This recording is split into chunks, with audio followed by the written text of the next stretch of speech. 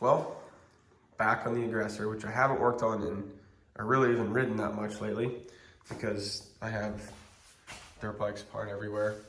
But I finally got some hydraulic brakes. They're Shimano MT200s or MT300s.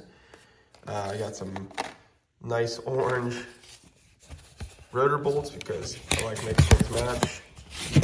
And I got, camera work, buckless floating rotors. So I'm gonna put those on today. I had a set of rims for this, but they're just not gonna work. So I'm just gonna stick with these stock ones. They're still fine. So we're gonna still stick with them. But yeah, I'm gonna throw these brakes and rotors on here real quick.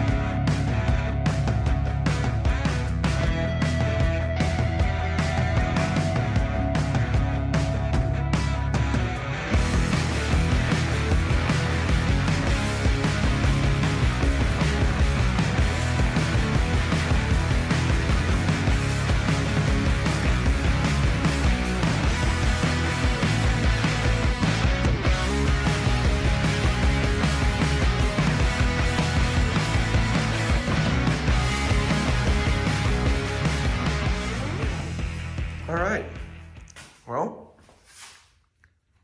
Shimano hydraulic brakes installed and buckless floating rotors. That's still rubbing a little bit, but I think it'll find its way. At least I feel like that's the goal with those floating rotors.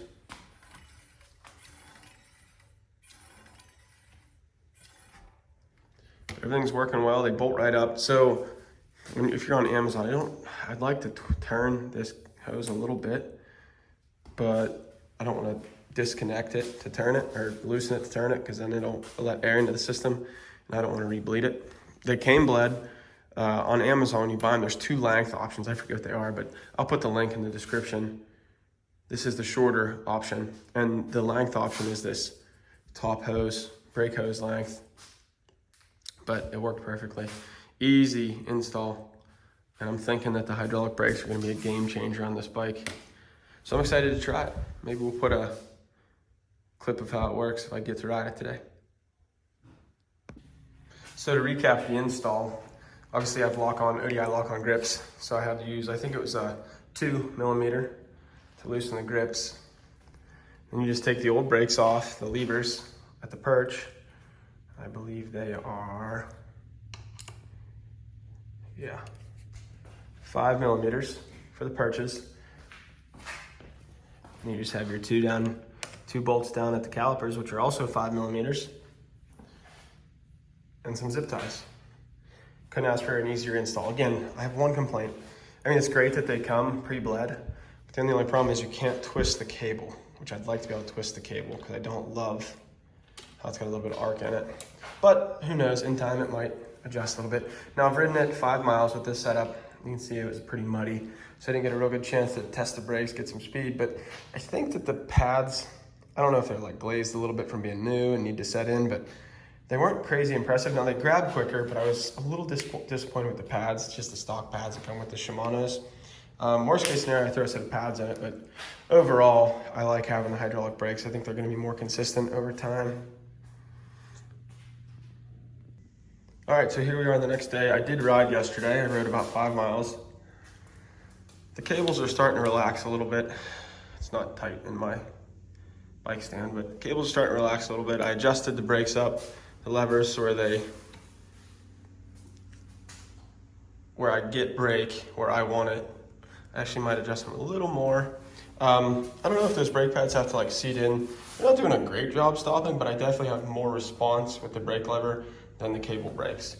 Again, I did the buckless floating calipers. I did orange bolts just because I like things to match, but obviously the routing's the same as the cable, front and rear. yeah, I mean, as expected, I'm gonna put a link on the screen right now. This is the Amazon link that I bought them from, maybe the screen grab from it, and it shows the length. Those are your two options, and they're metric length options on rear brake hose length. But here's one I got for the GT Aggressor Pro. My frame's medium. I don't know if that's gonna make a difference. But yeah, thanks for watching. Hopefully put another 500 miles on this bike this summer and see what it does. Now, the only things left to do, I have a set of wheels, they're not gonna work. There's nothing wrong with those wheels though, so I'm gonna leave them on there. The only thing left that I wanna do is that dropper seat post. I like the seat, so I'm gonna leave it even though it's ripped from a wreck, but dropper seat post, and I'm pretty much done with this build. It's a great bike, it rides awesome. It's everything I need it to be. So, hey, thanks for watching.